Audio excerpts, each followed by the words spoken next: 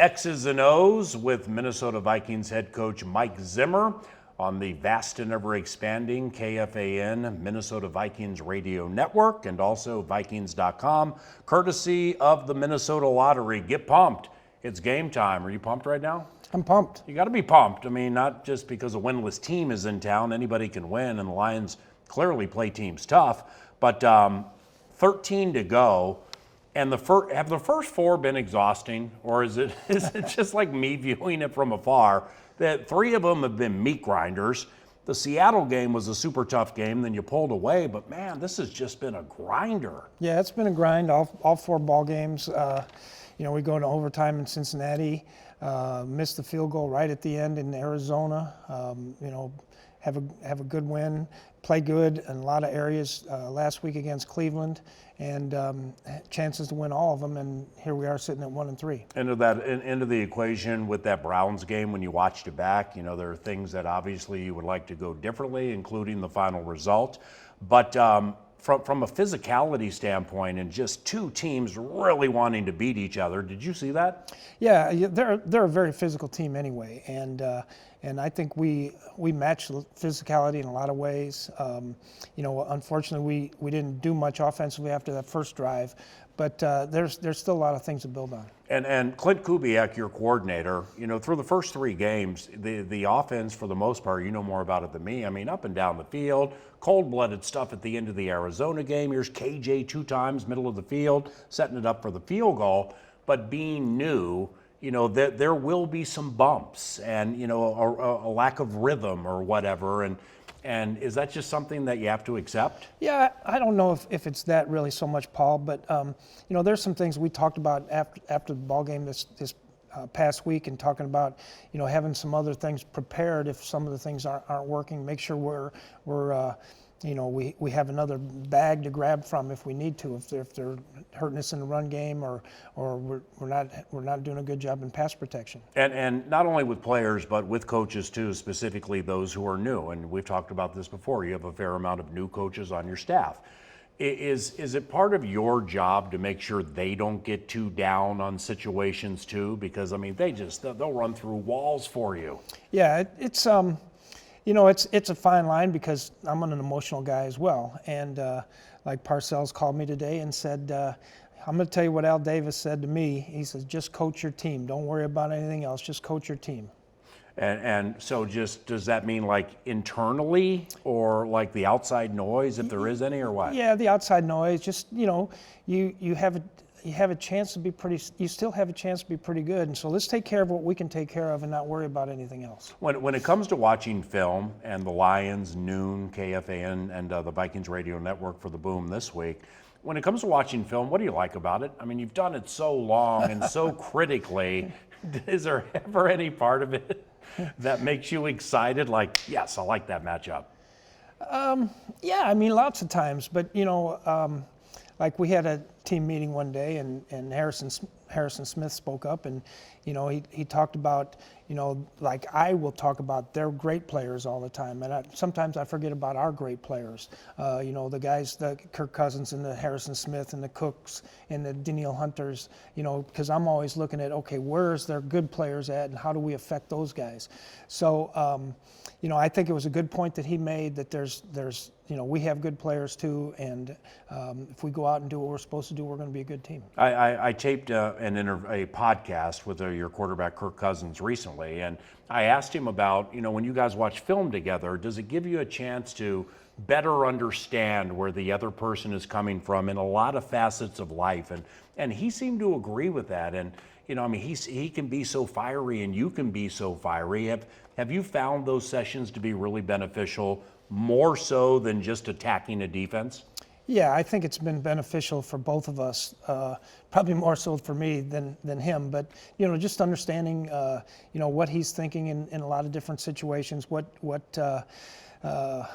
he likes, and not just necessarily in football, about different things. And he'll ask me about the evolution of the double A gaps, or ask me about the evolution of, one of the coverage that we invented 100 years ago. Yeah. So kind of how that goes, and then we'll talk about former players I had and Yeah. things like that. So evolution of the mugging of the A-gap to the evolution 2,000 years ago of like what happened in the world then, right? I mean, Yeah. back and forth like Did I that, say right? 2,000 years? No, I said 2,000 oh, years because I know that matters to him. Is it easier prepping for divisional games than it is, say, an AFC team? I would say this, Paul. They have a new coaching staff, and so it is different. So your library is much smaller.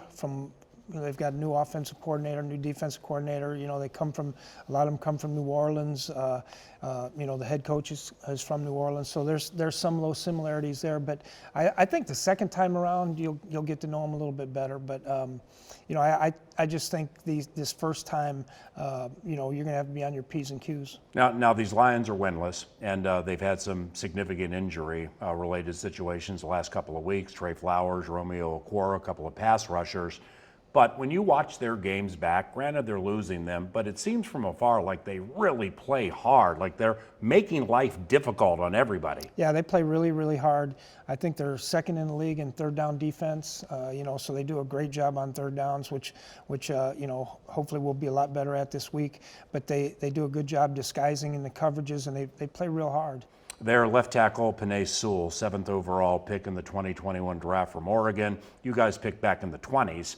But as I recall, you were fond of his game coming out of Oregon, correct? Yeah, he's a good player. Very, very big, athletic, and powerful. He didn't play last year, but when I watch him on tape this year, I can see some of those things. When he blocks down on a guy, he tries to hurt him. Ooh. And so, that'll be something to keep an eye on as well. Is there kneecap biting? I haven't seen any of that yet. And Sewell, I think, didn't they plan for him to be the right tackle, but now Taylor Decker's hurt, so he's playing left. Yes, that's correct. What did he play at Oregon? He played right. Okay, so this is new to him. Okay. Jared Goff, it's their quarterback. No Matthew Stafford for the Lions. I'm looking at the touchdown to interception ratio. You're looking at everything. Seems like he's off to a decent start.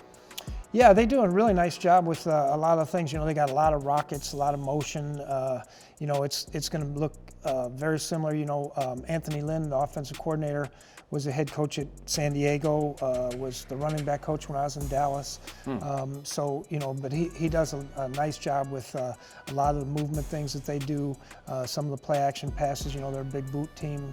We saw last week a little bit and against Seattle. Yep. 77, their center, Frank Ragnow from Chanhassen, Minnesota, All-Pro last year. Is Frank a handful? Yeah, he's a very good player, tough, hard-nosed guy, like a lot of their players are. How do you feel overall about your defense through 4? Because it just seems like the offense and the defense meshing at the same time. Seriously, if that could just be in unison. Yeah, honestly, I'm feeling good about the defense, the way that we've improved from, especially the second week against Arizona. But we had some good plays in there against Seattle. They didn't score it all in the second half. Last week, they had 78 plays. Probably could have had maybe a goal line stand there. We got the pass interference, but they scored 7 points on us. I thought we did a nice job on third downs.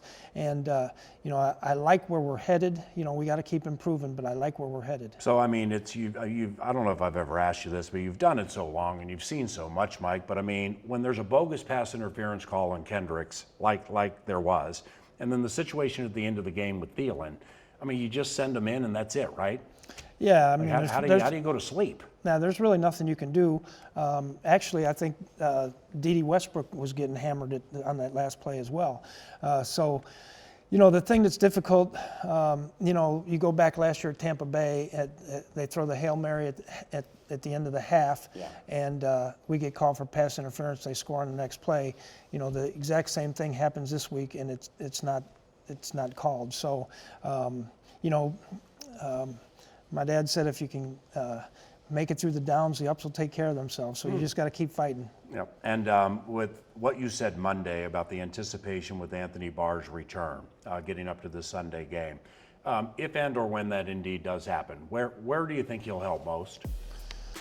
He's a terrific leader, communicator, all those things, which Nick's done a nice job. But Anthony's very smart. I'm anxious to see him get back out there. He's been a great player here for a number of years. He's a great person, cares a lot about this organization and this football team. He has some great physicality amongst him. We can use him in some other ways that we probably haven't been able to use some guys. So, hopefully that'll help us. What's the prevailing identity that you would like everybody to know your team as, the identity of this team? I think the big thing is, we always talk about being a smart, tough, passionate team that loves the game of football. Go out and we play as hard as we can for 60 minutes and don't worry about what the clock says until the final score. In that Cleveland game, time for 2 more. In that Cleveland game, 14-play drive, take up half the first quarter, masterpiece. They have an 18-play drive, get down there, and then Hunt gets in. When you have long drives like that, does that take the air out of the building? Do people on the sidelines get a little antsy? Because that's a long amount of time. Yeah, it was a short first quarter, but the rest of the game was there was a lot of back and forth going there, and knowing when you're in those kind of situations that one play may make the difference in the game. We did some good things, and we'll just keep fighting, and that's who we are. We're a bunch of fighters. Lastly, their running backs. First, DeAndre Swift. What do you see? Very fast, good out of the backfield, catches the ball well, really good change of direction and good speed. Former Packer Jamal Williams. Yeah, a little bit more downhill guy. Again, good hard runner, will bounce the ball to the perimeter on some of the plays.